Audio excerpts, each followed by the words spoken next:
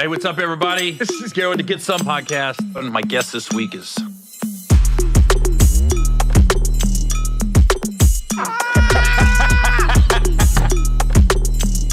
This motherfucker Gary.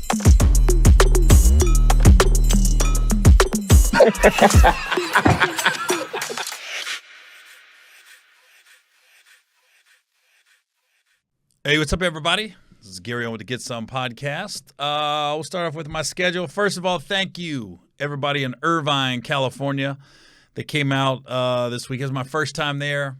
We packed that club is huge. It holds like almost 500, but we packed out all 5 shows. That was a great weekend in Irvine. And by the way, California got the best weather. I would never get married in California because if you get a divorce, you're getting screwed. And not man, woman, it's whoever makes the money's getting screwed in California. But you pay all that money for the weather. Because, I was in Ontario 3 weeks ago and in Irvine this past weekend. And every morning I woke up and I go, oh, this is what I missed about Cali. That morning flip-flop, shorts, and a hoodie on. Coffee hits different. Yeah, Cali's got the best weather, man. Sorry to say. Not sorry to say. That's just facts. All right, so this weekend I'm in Tampa, Florida at the Funny Bone, formerly the Improv, but now it's the Funny Bone. Next weekend, February 8th through the 10th, I'm in Charlotte at the Comedy Zone. And like I said last week, Valentine's Day, I'm in Arlington, Texas at the Improv. Sold out, so we added February 15th. So I'm going to be in Arlington for 2 nights, February 14th, February 15th. As you know, February 14th is Valentine's Day. That's where you take your girl. February 15th is National Side Chick Day. So, fellas, I'm doing this for you. As a guy that used to have that. I said, all right, well, 15th. So, February 14th and 15th, I'm in Arlington, Texas at the Improv. And then February 16th to the 18th, I'm in Orlando, Florida at the Improv. And then for 2 weeks, I'm in Baltimore, Maryland. February 22nd through the 25th. February 29th, you heard that correctly, it's leap year. Through March 3rd, I'm in Baltimore, Maryland at the Baltimore Comedy Factory. And then I had the Nashville, March 8th through the 10th. March 15th through the 17th, I'm in Phoenix at Stand Up Live. And then March 22 through 24, I'm in Raleigh, North Carolina at the New Improv. So that's my schedule for the next 2 months. You guys got to hear first. So I got to just stop picking football games, clearly. I don't think I've had a worse run of predictions. And not only that, but I got apps on my phone that I bet. I got zero money in my accounts, my betting apps, because I got them all wrong. I said Baltimore versus Detroit. Before that, I said Buffalo was going to be Kansas City. I was like, oh, my gosh, dude. I got to stop doubting Patrick Mahomes. And again, who am I picking in the Super Bowl? I'm picking Kansas City, but I'm rooting for San Francisco. So there you go. I'm probably going to be wrong. I'll probably end up rooting for San Francisco. I'll probably end up rooting for Kansas City, and San Francisco's going to win in the end. Who knows? I'm not going to give a prediction because whatever it is, it's wrong as far as I go. But then, in 2 weeks, football's over, fellas. It's a lonely time to be a sports fan. I mean, basketball's cool, but it ain't like NFL football. And then, right now the focus is to get Joe Burrow healthy, get T. Higgins on that franchise tag, and Bengals make this run to New Orleans because that's where the Super Bowl's at next year. So, yeah, I got to stop making picks, man. God, I can't believe how bad I was this year. What else? Oh, the biggest okie doke happened this week. Jess Hilarious is officially the 3rd co-host of The Breakfast Club. Man, they pulled an okie doke on everybody. She said she made an announcement like a month ago at a nightclub in Baltimore. I'm officially the new host. And then she just went away. And then Charlemagne, TMZ or somebody got a hold of him outside the studios. He's like, I don't know what's going on. You got me. Jess started going in on DJ Envy at one point because he made a comment comparing SZA to somebody, I don't know, some singers. And then Jess went off on him a little bit, and I go, and at first, I almost made a comment. I almost was about to tell Jess, hey, don't burn any bridges. Don't be going in on the Breakfast Club because they didn't hire you. And I'm glad I kept my mouth shut. And I've learned this. Keep your mouth shut until you get all the facts. And because, man, it was one of the dopest promos to promote the new host, because what the Breakfast Club did with Jess is they had you see the promo, you got the chair, it's empty, and then it's just coming in, and all you hear is, Jess Hilarious, she fumbled the bag. And you had all these different podcasts and different radio hosts going, she should have announced it too soon. She messed it up. We told you. She ain't funny. She's not good on the show. She did something behind the scenes. Now she's going in on envy. And then all of a sudden, it's just Jess magically appearing. And then Charlemagne coming from one side, envy coming from the other, and boom, there it is. And it's a good choice. Jess is she made her name off quote-unquote gossip, making fun of people in the news. She's opinionated, and she's a little younger, which is important. You do age yourself out at some point with like current events and things like that. So you need younger blood in there. I thought it was a good choice. I like Jess. She's always been cool with me. And like that matters. Even if you weren't cool with me, if it's a good choice, it's a good choice. So yeah, that was like the biggest okie doke though. I was like, oh, and I'm so glad I shut up, because there was a couple times I was gonna make a comment on social media like, Jess, don't do that. Don't be bitter because you didn't get the job. What a great just aha. It was so good. It was so good. It was like, when they came out the other side. Oh, it was dope. So good job, Charlemagne. Good job, Envy. Good job, Jess, for fooling everybody. And just let the record show, I didn't say shit. And I'm glad I didn't, because I almost would have. This podcast, at some point, I would have probably said something. So I'm so glad I didn't. And speaking of people trying to fool people, this chick, I think she got arrested. Rhoda Osman. Remember I talked about that, and everybody talked about her, the brick lady that said she got hit with a brick and her face was all swollen, and she got this GoFundMe. She was lying. A whole time I didn't believe it. That's one I did comment early. I waited, though. I waited a little bit to let all the facts come out. But, yeah, she was lying, and now she got arrested. So I never believed that story. I never did.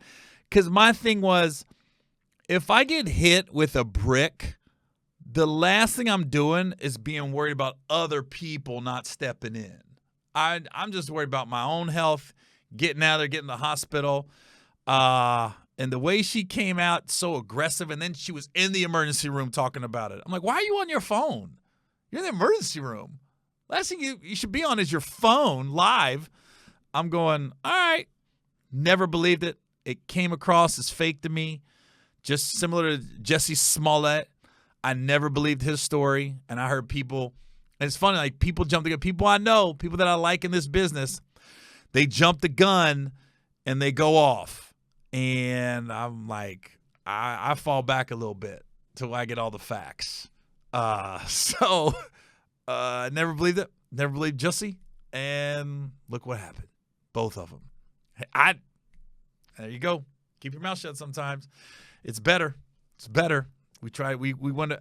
I think I've heard this for like the last 10, 15 years. The news now, it's not about being right. It's about being first. So you want to be the first to comment, the first to say this, and things like that. So yeah, that was interesting. So and other news, Corey Holcomb went off on his daughter. Man, he just ethered her. And I don't know Corey's relationship with his daughter. And me and Corey's always been cool. Like, I know he's talked about me on his podcast in the past, 5150, and his following is loyal on the internet. And they tried to go in on me like 5-6 years ago. Corey said something. I don't know what it was. And me and him went back and forth. I was talking about it on my podcast. He was talking about me on his podcast. It never got personal. It was more like he was saying at one point, Black was and these other people was trying to blow me up, and I never really blew up. And then it's funny because then Kat said, "Why you think Gary hasn't blown up?" So it's funny because you kind of have blown up if people are talking about you, if you think about it. I mean, granted, we all want to be A-list movie stars and things like that, but like my career is so dope and so amazing, and I got loyal fans out there. And I'm at a good level of celebrity where I draw numbers at comedy clubs and theaters, and even when I do interviews, you can look at it. When I did Cam Newton's podcast, I did Shaq's podcast. When I do the Breakfast Club, the numbers are good. They're good, and so it's like people are interested in what I'm saying. So I mean, if you look at it like that.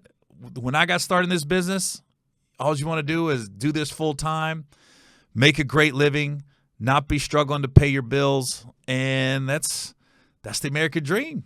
That's how you want to make it in this business. And I love my job still. The hardest part about my job is getting to the job, the getting up early, catching these flights, and parking at the airport or things like that. That's the hardest part, and that's easy. So. Yeah, I have a great career, but with Corey, when he went off on his daughter, it's funny because I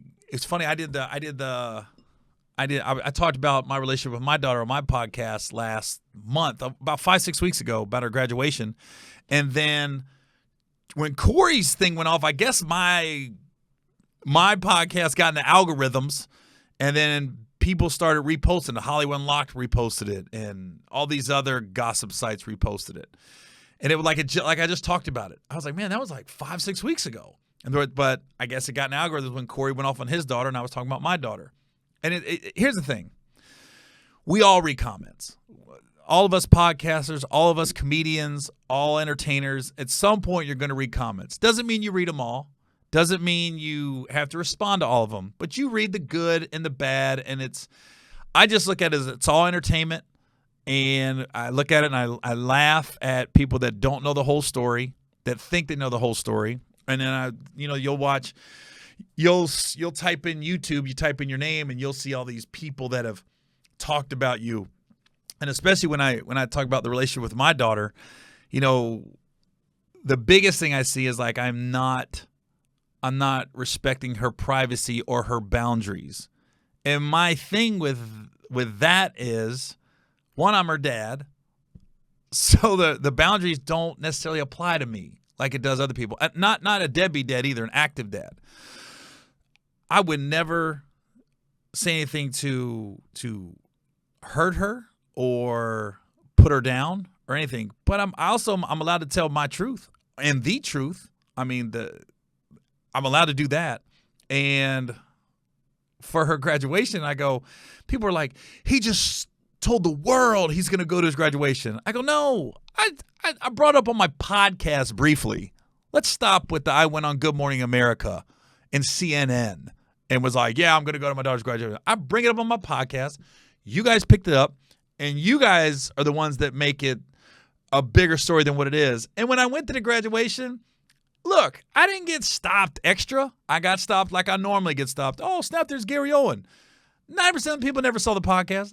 9% of the people didn't probably know my daughter went to the school she went to. I got stopped like I would have at the mall, at Starbucks, or anywhere else. I got stopped a normal amount of times. I think when the people like, my thing is there a time limit on being quiet? And that's what I not struggle with, but I question. Like, I don't bring, when people like, you're just hurting the relationship more by bringing it up. My thing is this: I remained quiet for years. I didn't say a word, and it didn't help. I still got ignored. I still haven't seen her. I still haven't spoken to her.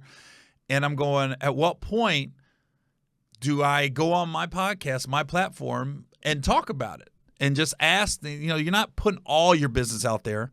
You're just saying, hey, I like a relationship with my daughter. And the goal is for somebody to see it, show it to her, or have her watch it, and then hopefully she'll reach out eventually. But that hasn't happened. So whether I talk about it or I don't talk about it, so far the result's been the same.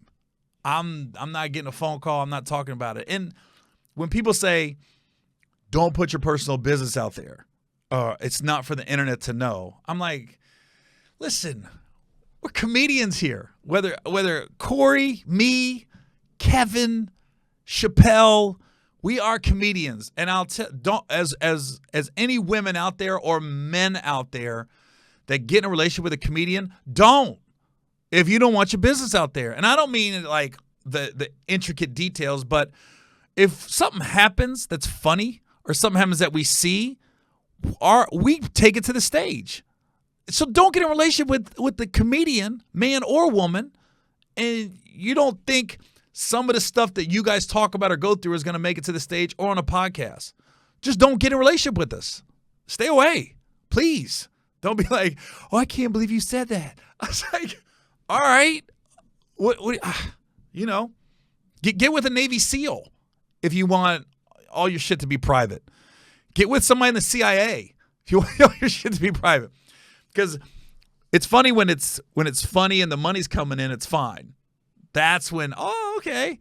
But my thing was I'm never malicious. Anything that I say, there's no malicious intent behind it. I'm not trying to hurt anybody. I'm not trying to say I'm right and you're wrong. Most of the time as comedians, we're putting ourselves down.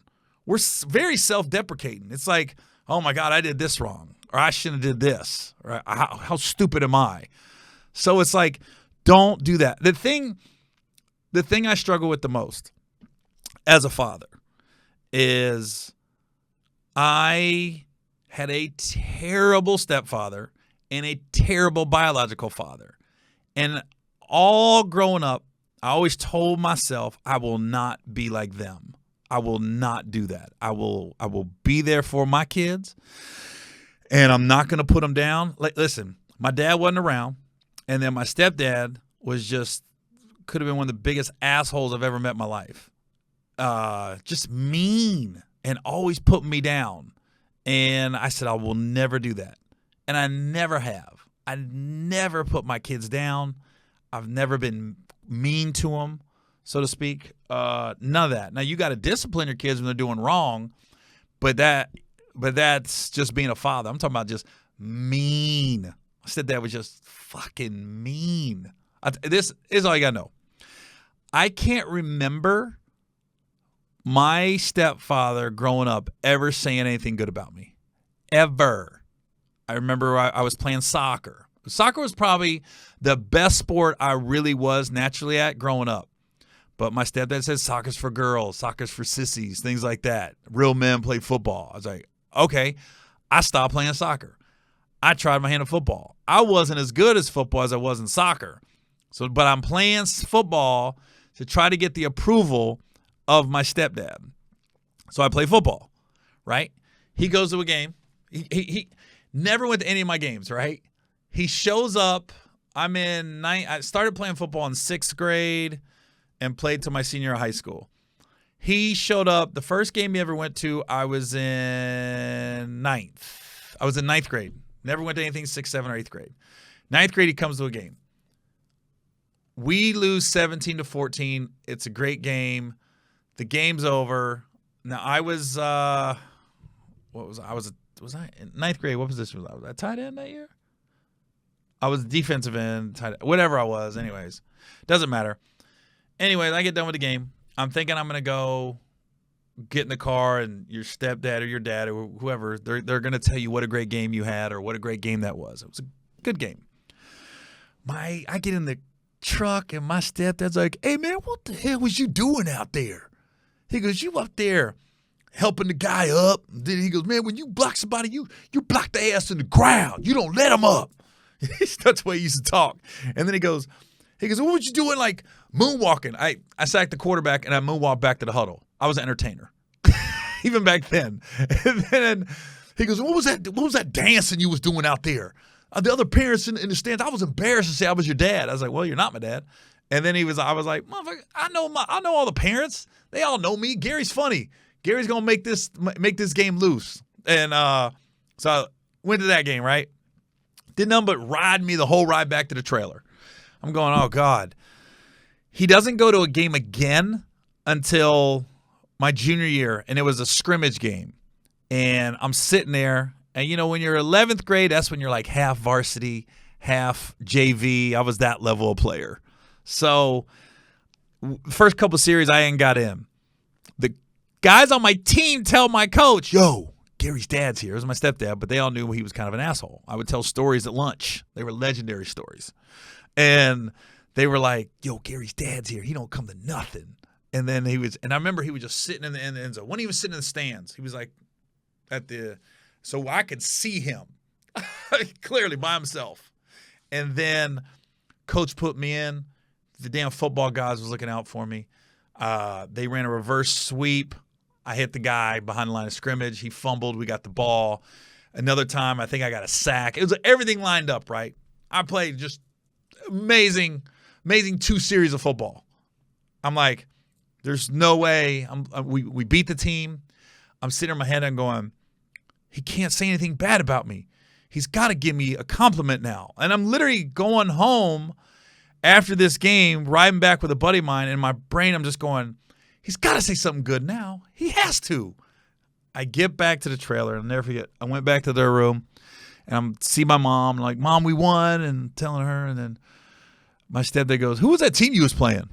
And I was like, it was a team called Tri-County North. That was a high school. I said, Tri-County North? He goes, man, I don't think I've ever seen a high school football team as bad as them. That's the worst high school football team I've ever seen in my life. It's like they didn't have no plays. They had no athletes. And I'm sitting there listening to him after about 4 minutes, and I go, oh, my God, he figured it out. He figured out how not to give me a compliment. It was the other team was so bad. It wasn't that I was any good. I was like, and that's when I gave up. It was that point I go, I'm never going to get his approval. I just stopped looking for it after that day. I was like, wow. This guy's amazing. This guy's fucking amazing that he figured out a way not to give me a compliment. He was off, man. My stepdad was off his rocker. He was so mean and abusive. And now I just gotta laugh about it. The stories are so outrageous. It's like how does anybody that arrest?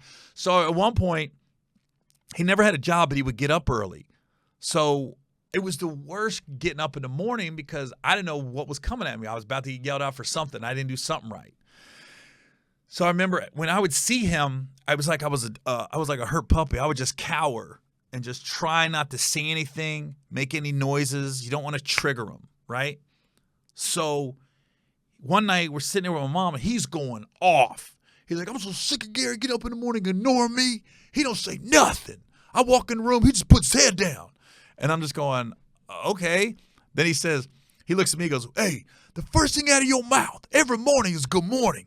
As soon as I walk in the room, you say good morning to me. That's the first thing out of your mouth. Okay. Go to bed that night. Next morning I wake up. Eating cereal like I normally am. He came walking in. I'm ready. I'm ready to say good morning. He doesn't give me a chance. Immediately just starts going in. Like, what the fuck? The dishes in the sink. The garbage not out. This ain't right. It was like 10 different things wasn't right in the trailer. And he's just going to town on me, right? You got to do this, and this. I'm sick of your shit. Da-da-da-da. He takes a breath. I go, good morning. The motherfucker shook. He goes, God damn it. He was like, you don't say good morning after I've already started talking. And I go, I'm lost. I'm fucking lost here. You just said the night before, the first thing out of my mouth every day needs to be good morning. You didn't say when I was supposed to say it. So I'm sitting here like, I'm so lost right now. I remember just going to school going, I'm so confused. But that's why being a comedian and being a stand-up has pretty much saved my life, because all that shit that he would do in the mornings or at night in the trailer, the craziness, I would go to school and my first audience was the lunchroom or in the morning. I had guys, and I'm not lying. I think about in 8th grade, I had a group of guys I ate lunch with that we sat down, and they said, "What'd your stepdad do?" It was every day. Every day this dude did something nuts. One time, it's funny. I'm wearing a Prince shirt, right? I saved up all this money one time. Back then, a video store we didn't even have Blockbuster in my little town. We had like Jerry's video store.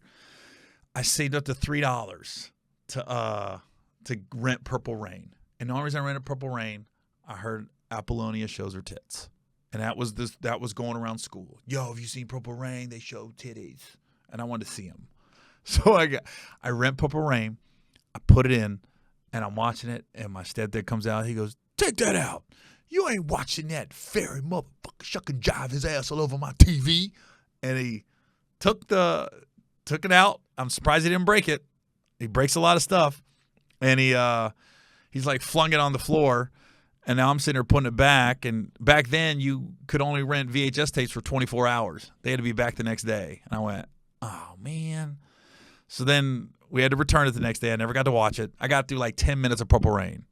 And, me and my mom, we ain't talking now, but she looked out for me sometimes. About a month later, he went fishing. And when he went fishing, he was gone all day. Those were great Saturdays and Sundays in my life when he left.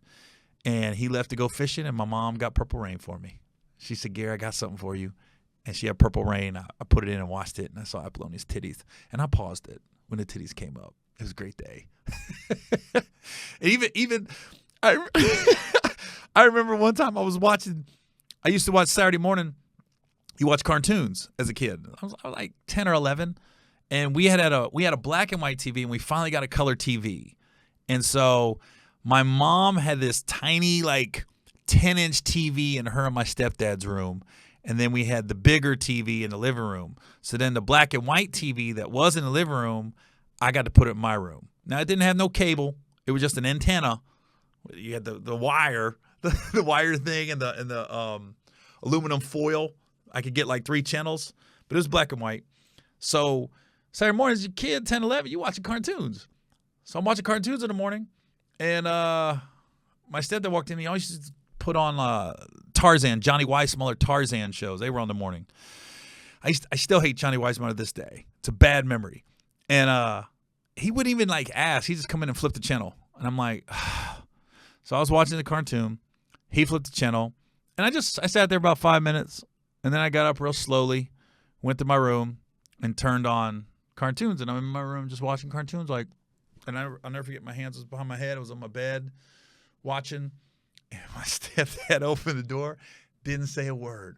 Walks in, grabs the TV, pulls it out of the wall, and just goes to the front door and wings it in the driveway.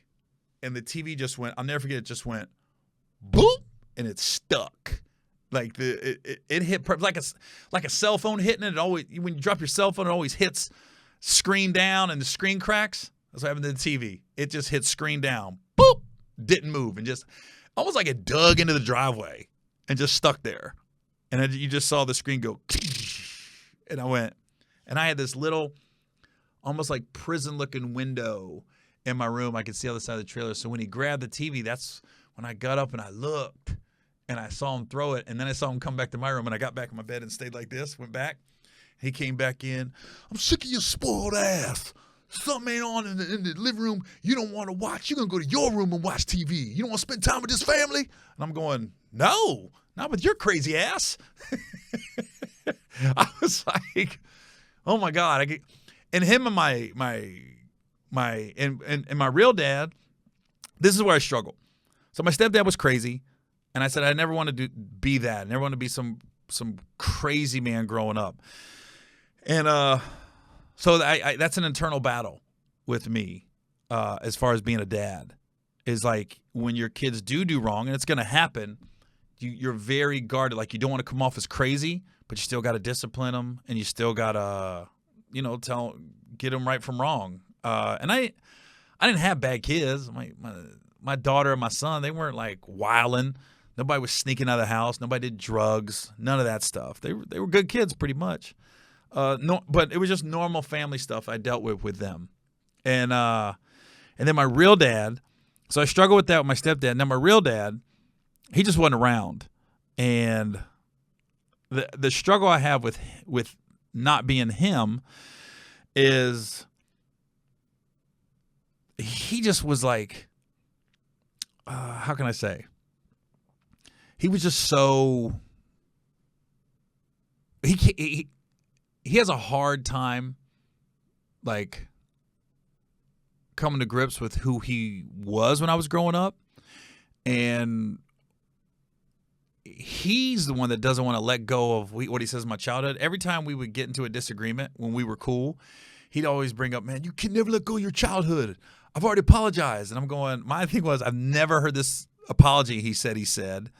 And then I think it's okay to bring up things that happened in my childhood if I want answers, because I don't want to I never wanted to blast them, so to speak, on the internet, but now I don't care. But it was more like, I think it's okay, even with my divorce, and hopefully me and my kids will talk one day. And I always have to be open and okay if they want to bring something up during the divorce, because right now I'm an open book with them. I got nothing to hide anymore. I've been blasted a couple years ago on the internet by my ex about the cheating, about supposedly not paying bills, which that wasn't true. I was handling stuff more than just bills. I was handling family debt, which was a lot, and I was handling that. So it was a lot. So anyways, with my dad, I think the struggle there was he can't let go of what kind of dad he was to me as a kid. And whenever I would bring up anything about my childhood, he'd always be like, he never would give me a straight answer. So there was a couple times when my two worlds collided. My stepdad and my real dad just collided. And the first time I saw it and I was like, oh shit, was my stepdad. I've seen him just knock people out. And that's the problem with having a stepdad you don't like too. He was a badass. And people are like, why didn't you ever whoop his ass? I couldn't. Motherfucker could fight for real. I think in a perfect world in movies, that stepson steps up and stands up to his stepdad and handles shit. No, this motherfucker could fight. And I've seen him knock people out numerous times over nothing. I've seen him just annihilate. He had a one-hit quitter like no other, but he used to box when he was younger, so. And he used to street fight when he was younger. Like when he was a teenager, my stepdad would go to downtown Cincinnati and get in street fights, paid street fights. If you ever seen the movie Hard Times with Charles Bronson, he was doing that type of shit. If you haven't seen that movie, please go see it. It's like from the 70s, but man, such a good film. Anyways, I digress. So one time my grandpa Owen, this before cell phones. So I guess in the phone book, I'm a junior. So he had Gary, my dad's phone number, and then he had my phone number underneath it. He called my phone number, which was my mom and stepdad's phone number in the trailer, and he thought he was calling my dad. So my stepdad answered the phone, and my grandpa was like, is Gary there? And my stepdad was like, it's a little late to be asking for Gary, isn't it? And my grandpa was like, what? And then they got into it. Like, motherfucker, put my son on the phone. Motherfucker, who you talking to? And it's going back and forth. Complete miscommunication. My grandpa thinks he's calling my dad. My stepdad thinks he's talking to my real dad. So all this, because my stepdad's like, who is this? This is dad. Put him on the phone. So this huge miscommunication. Next day, I'm sitting there. And my stepdad was like, hey, man, next time Owen calls, you got to let me know. Let me know. He never called my dad Gary. He called him Owen. And by his last name for whatever reason.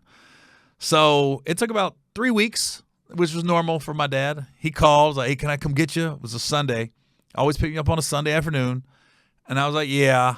You think it would have died down by now? Nah. My stepdad was waiting. My stepdad was like, all right. My stepdad is like right here. I'm on the phone with my dad. He's right here on the phone making sure I don't tip my dad off. Because he's planning on jumping him when he gets to the trailer. Is this the most trailer park shit you could hear about? So I'm on the phone. Yeah, Dad, yeah. And I'm trying to like give him hints. Like he goes, can I come get you today? I was like, I guess. Because I don't want to see my dad get his ass whooped. And then my stepdad's right there. Like, you better not say shit. Better not say shit. My dad says, all right, I'll be there at noon. And this is probably 9 a.m. My stepdad, only thing I remember all day till my dad pulled up, he was smoking cigarettes. I never realized I grew up in a trailer where cigarette smoke was in the trailer. That's crazy too. I should probably be 6'6". I got stunting growth. I remember doing dishes and washing out the ashtrays and all the soot and ash that was in those ashtrays you could kill somebody with in the movies, that big glass ones. So my stepdad's smoking cigarettes. He's walking around. He's shadow boxing. He's talking to himself. I was like, what is going on right now? And then I see my dad's Toyota pickup truck coming down the road in the trailer. And I looked at my stepdad. I go, he's coming. He goes, go to your room. I go to my mom's room because if I went to my room, I could see what's about to happen. I didn't want to see this. I go back to my mom's room. I'm sitting back in her room with my mom, and I heard my stepdad barrel out the front door. Motherfucker, who are you talking to? Who are you going to? And when my stepdad got mad, he talked like a brother. I swear to God, who the fuck you talking to? Let's get down. That's what he used to say. Hand would go like this, and his finger would go, let's get down. And I could hear my dad like responding, but I never heard like a scuffle. It's like, what is going on? Then my stepdad walks back in about 5 minutes later. He's laughing. He goes, all right, you can go out now. And I go, I think I'm going out there to chaos. I think my dad's going to be knocked out. I think something, I don't know. I go out there. My dad is still in his truck, and he never gets out. And I get in, and he pulls out like a bat out of hell out of the trailer park. And I can hear him talk. He goes, man, what the fuck was that? He's not talking to me. He's talking to himself. He's just driving, looking straight ahead. Goes, what the fuck was that? Motherfucker, what the fuck was that? And he kept saying, God damn, he was trying to fight me. He was trying to fight me. And then that's when I guess the story I got from my dad and my stepdad was pretty much the same story. When Rod came barreling out, my dad never got out of his truck to pick me up. He always just pulled up, and I came out the front door and got in his truck. I guess when he saw Rod bolting, Rod's my stepdad's name, Rod bolting out of the trailer, he locked his door. He was like, boop. He locked his door, and I guess he cracked his window and was yelling out the crack, that was my dad. That was my dad. That wasn't me. I was like, so the whole day I got to hear about this story, right, from my dad. And then when I got back that night, I had to hear from Rod. I had to hear his side of the story. And it was the same story. Rod came barreling out. My dad never got out of the truck, cracked his window, and said, that was my dad. That wasn't me. My dad thought he was calling me. So they didn't get in a fight. They actually, the one time they probably had a laugh together, but my dad kind of showed he didn't want no part of Rod. So that happened. So I think that what looking back on as a kid, I'm like, if I'm a dad and my son's in a trailer and I see this crazy man run out of a trailer to beat my ass over a phone call that he held on to for 3 weeks, he never tried to call back and like reasonable men and trying to figure out what happened, what went on. I just remember my dad driving me back home that night to the trailer and dropped me off. All right, Gary, later. Didn't see him for another month. I'm like, you just saw this crazy man come out and you brought me home. And I remember I brought this story up to my dad years ago. And we were talking, and he brought it up. He brought the story up. He said, man, I remember that time Rod came barreling out. That was a crazy man. And my dad he used to always say, man, if I'd known you was going through all that abuse, man, I would have taken you in. I go, no, you wouldn't have. No, you wouldn't have. You were just a different person back then. And I asked to go live with my dad at one point in high school, and he said no. So I was like, my thing is, when my dad brought it up one time, we were talking. I said, Dad, can I ask you something? I said, I know you're a different person now. I was like, you think if that would happen to my sisters, because I got twin sisters on his side, I said, I don't think you would have brought him back that night. I said, don't. I just think you never looked at me like that, and you weren't ready to be a full-time dad. And it's okay. I'm not tripping anymore. But I remember my dad goes, I said, what? I said, why did you take me home that night? Like, what was going through your head? I just want to know what his psyche was. And I remember he was driving his car, and he started moving. Well, I mean, it's easy to be a Monday morning quarterback 30 years later. And I'm going, nobody trying to be a Monday morning quarterback. I'm just asking. That's all I'm doing. I said, it doesn't change how I feel. We were cool at that point. I'm just asking a question. I want to know. And what were you thinking? Or maybe you wasn't thinking or anything. And that he made some weird excuse. It's easy to be a Monday morning quarterback. And then, so that happens, right? That's the first time the two worlds connected. Fast forward. I get the reality show on BET. We do a vow renewal. Me and my ex-wife, we did a vow renewal in the pilot episode that ended up being the last episode. But when we shot the show, it was the first episode. So we do this whole redo of a wedding on the reality show. And the reason we did the redo of the wedding, when we first got married in 2003, my stepdad and my real dad got in a fist fight at my wedding. And not a fist fight. My stepdad sucker punched my real dad at the wedding reception. And here's the thing. I lost touch with my real dad for about 4 years.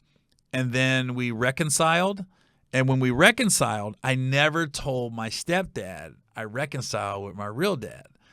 And me and my stepdad actually got along halfway decent the 4 years that he thought that I wasn't talking to my real dad. But when he found out that I reconciled and then I was going to invite my real dad to my wedding, he was like livid. He was not happy. He was just going off. And I was so worried something might happen at the wedding because my stepdad is fucking crazy. And sure enough, I remember first it started, I had to talk to him like, don't, you're not going to do shit, right? You good? You're going to be in the same room with him. He goes, no, I'm good. I got a handle on it. And I could just see him. We're at the rehearsal dinner. And why did the seating go where my brother Dallas was sitting next to my real dad? And their backs it was like a U table, and they're right here eating. And my stepdad was behind him. He kept saying, hey, don't be talking to my son. Don't be talking to my son. I was like, oh my God, what do you think he's saying? They're just having small talk. Get to the wedding. I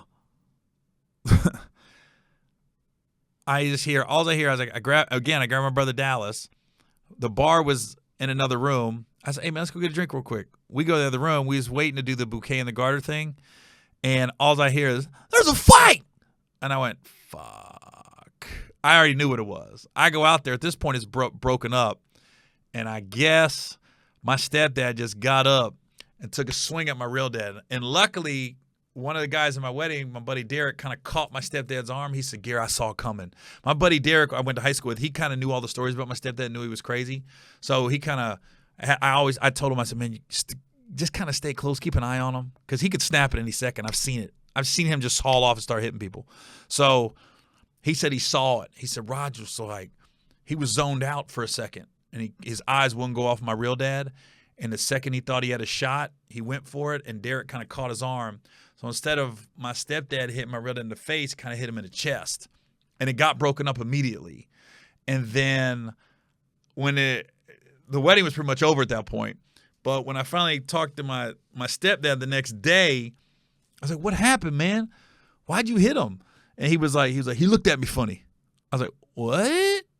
He said, nah, that wasn't a normal face, Gary. He looked at me like, I fucked your wife before you. I went around with Gary's growing up, and I'm still at the wedding. Ha, ha, ha. I was like, damn, he said all that in the face? That's a hell of a face. So, again, then my stepdad, I met my real dad afterwards. He was like, I want to press charges.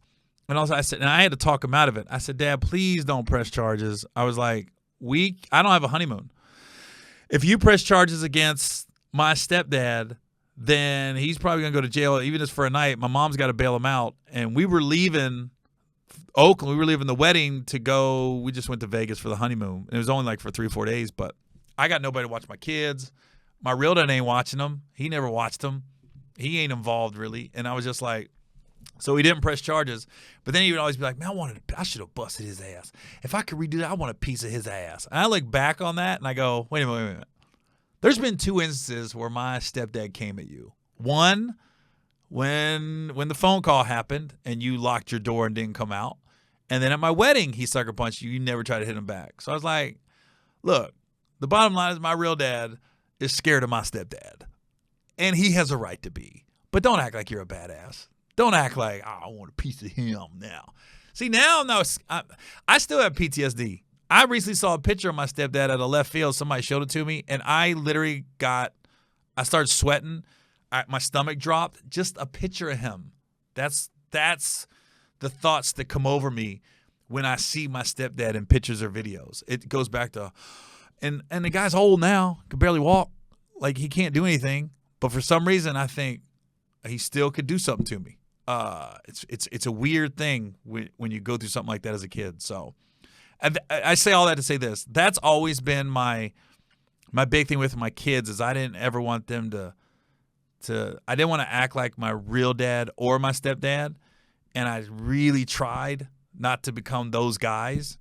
And so I think now to see how the relationship has just deteriorated since the divorce.